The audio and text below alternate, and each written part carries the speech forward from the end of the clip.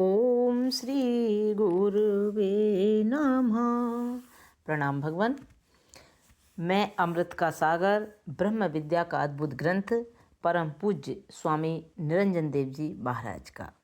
और आज का टॉपिक है भगवान, कर्म कहाँ उपयोगी। कर्म के कर्ता को कर्म द्वारा 5 प्रकार से उपयोग होता है। कर्म के कर्ता को कर्म द्वारा 5 प्रकार से उपयोग होता है।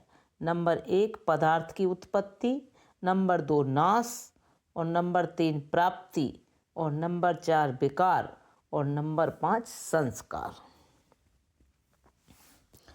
उत्पत्ति जैसे कर्म से कुम्हार मिट्टी द्वारा नाना प्रकार के उपयोगी बर्तन बना लेता है। यह कर्म का उत्पत्ति रूप उपयोग कुम्हार को है। इसी प्रकार मुमुक्षु को मोक्षार्थ उत्पत्ति रूप कर्म का उपयोग नहीं है, क्योंकि अनर्थ की निवृत्ति तथा परमानंद की प्राप्ति को ही मोक्ष कहते हैं। अनर्थ की निवृत्ति आत्मा में नित्य सिद्ध ही है, अर्थात आत्मा में अनर्थ की निवृत्ति सदैव विद्यमान ही है। जैसे रस्सी में व्यावहारिक सत्ता वाले सर्प का अत्यंताभाव ही रहता है, उसी प्रकार परमार्थ सत्ता वाले आत्मा में कार्य सहित अज्ञान रूप अनर्थ का अत्यंताभाव नित्य सिद्ध है। इस प्रकार स्वभाव सिद्ध मोक्ष हेतु मोक्षार्थी को उत्पत्ति रूप कर्म करने की आवश्यकता नहीं है, क्योंकि जो वस्तु प्रथम से नहीं होती है उसी की कर्म द्वारा उत्पत्ति होती है।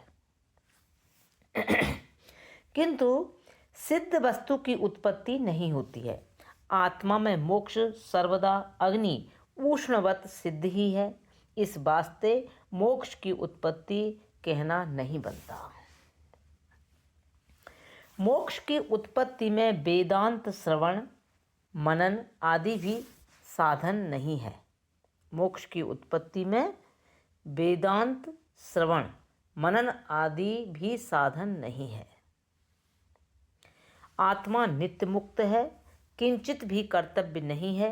बस यह बात जानने हेतु ही श्रवण की उपयोगिता है।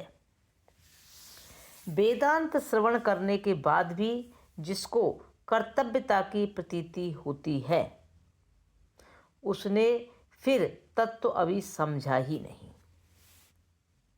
वेदांत श्रवण करने के बाद भी जिसको कर्तव्यता की प्रतीति होती है, उसने फिर तत्व अभी समझा ही नहीं। इस कारण से ही नित्य निवृत्त रूप जो अनर्थ है, उसकी ही निवृत्ति तथा नित्य प्राप्त आनंद रूप आत्मा की प्राप्ति ही वेदांत श्रवण का फल है। इस कारण से ही नित्य निवृत्त रूप जो अनर्थ है, उसकी ही निवृत्ति तथा नित्य प्राप्त आनंद रूप आत्मा की प्राप्ति ही वेदांत श्रवण का फल है। इस वास्ते मोक्ष की उत्पत्ति में मुमुक्षु को कर्म की उत्पत्ति रूप फल की जरूरत नहीं है। अब आ गया नाश। जैसे लकड़ी पत्थर के मारने रूप कर्म से उत्पन्न घड़े का नाश करने में उपयोग है। जैसे लकड़ी पत्थर के मारने रूप कर्म से उत्पन्न घड़े का नाश करने में उपयोग है, उसी प्रकार मुमुक्षु को कर्म के द्वारा अन्य किसी का नाश करने की इच्छा तो होती नहीं, केवल बंधन का ही नाश करने में उपयोग हो सकता है। किंतु आत्मा में बंधन है ही नहीं। मरुस्थल के जल की तरह मिथ्या ही प्रतीत होता है, और उस मिथ्या बंध की निवृत्ति कर्म के द्वारा तो हो ही नहीं सकती। किंतु आत्मा के यथार्थ ज्ञान से ही होती है। यदि अज्ञान का नाश करना है तो वह केवल ज्ञान से ही होगा, अन्य अनेक साधनों से नहीं।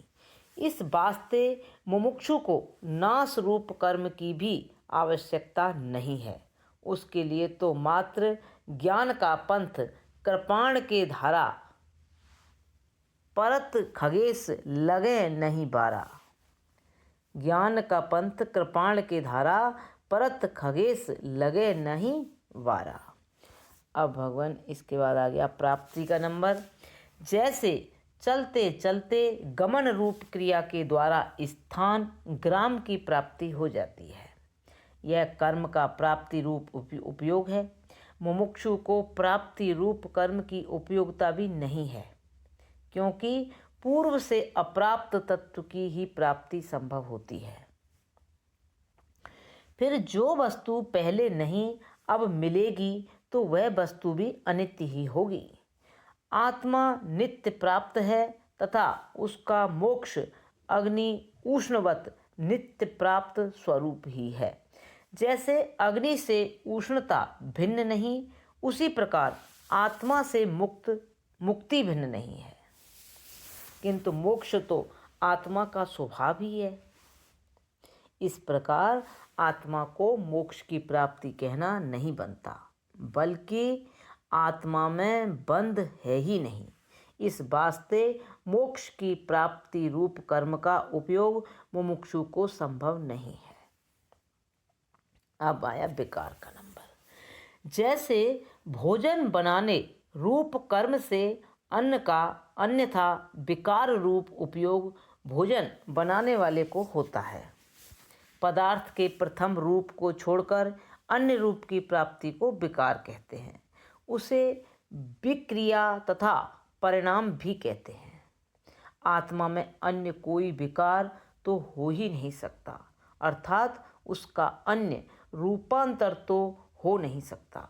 यदि आत्मा में प्रथम बंधन माने और फिर मोक्ष दशा में चतुर्भुज, लक्ष्मी, विष्णु, अम्बा आदि विलक्षण रूप की प्राप्ति स्वीकार करें, तब तो अन्य रूप की प्राप्ति रूप विकार मुमुक्षु को संभव हो सकता था, किंतु आत्मा तो कूटस्थ, निर्विकार, निर्गुण, निराकार, निरअवयव एक रस है। अस्तु आत्मा में अन्यथा रूप विकार कर्म की भी आवश्यकता नहीं है। अब आया भगवान संस्कार का नंबर। जैसे वस्त्र को धोने रूप क्रिया के द्वारा कपड़े से मल की निवृत्ति तथा शुद्धता गुण की प्राप्ति रूप संस्कार होता है, इस प्रकार संस्कार रूप कर्म मुमुक्षु मोक्षार्थ आवश्यकता नहीं है। मुमुक्षु को अन्य किसी प्रकार के मल की निवृत्ति तो करना नहीं, आत्मा के मल निवृत्ति की चाह अवश्य हो सकती है, किंतु आत्मा तो नित्य शुद्ध है, उसमें मल ही नहीं है, तब निवृत्ति की भी इच्छा नहीं हो सकती। इस वास्ते मल की निवृत्ति संस्कार रूप कर्म का उपयोग मुमुक्षु को नहीं है। यदि कहें कि अंतःकरण की शुद्धि हेतु जो कर्म का उपयोग है, हाँ, अशुद्ध मन हेतु तो अवश्य उपयोग है, किंतु यहाँ मुमुक्षु का प्रसंग चल रहा है, जिसने प्रथम ही मल विक्षेप दोषों की निवृत्ति कर्म उपासना द्वारा कर ली है, और अब केवल एक अज्ञान दोष ही जिसके अंतःकरण में शेष रहा है। अतः उस शुद्ध अंतःकरण वाले मुमुक्षु को कर्म का संस्कार रूप उपयोग भी असिद्ध है। यदि कहें कि अज्ञान को निवृत्त करने हेतु कर्म की जरूरत है, तो यह भी कहना भूल होगा, क्योंकि अज्ञान निवृत्ति एकमात्र ज्ञान द्वारा होती है, करोड़ों अन्य साधनों से नहीं होती। जैसे कपड़े में कुसुम्बा रंग लगने में रंगने रूप क्रिया से कपड़े में रक्त रंग की उत्पत्ति होने से संस्कार रूप कर्म का उपयोग होता है, उसी प्रकार आत्मा को शुद्ध करने की जरूरत भले न हो, किंतु उसमें गुण उत्पन्न करने हेतु जो कर्म का उपयोग किया जाना चाहिए। यदि कोई भेदवादी ऐसा विचार दे तो यहाँ ऐसा भी नहीं, आत्मा में संस्कार की उत्पत्ति हेतु भी मुमुक्षु को कर्म के संस्कार रूप उपयोग की आवश्यकता नहीं है, क्योंकि आत्मा तो निर्गुण है, उसमें गुण की उत्पत्ति संभव नहीं है। इस वास्ते मुमुक्षु को आत्मा में गुण उत्पत्ति रूप संस्कार के लिए भी कर्म का उपयोग किसी प्रकार संभव नहीं है। कर्म का कुल 5 प्रकार का ही उपयोग होता है, इससे भिन्न नहीं। मुमुक्षु को अपने मोक्षार्थ इन 5 प्रकार के कर्म में से किसी एक प्रकार के भी कर्म का उपयोग नहीं है। इसलिए मुमुक्षु कर्म को छोड़ ज्ञान के श्रवण मनन आदि साधनों में ही प्रवृत्त होता है। उपासना भी मानसिक कर्म होने से उसका फल भी नाशवान है, अतः उससे भी नित्य मोक्ष संभव नहीं। फिर कोई परलोक गमन के अभिलाषी पुरुष कर्म करना चाहे तो भले करे, पर मैं संपूर्ण लोकों का अधिष्ठान किस लोक एवं भोग की कामना को लेकर कर्म करूं? अर्थात परलोक गमन हेतु भी मुझे कर्म की कर्तव्यता किंचित भी नहीं है।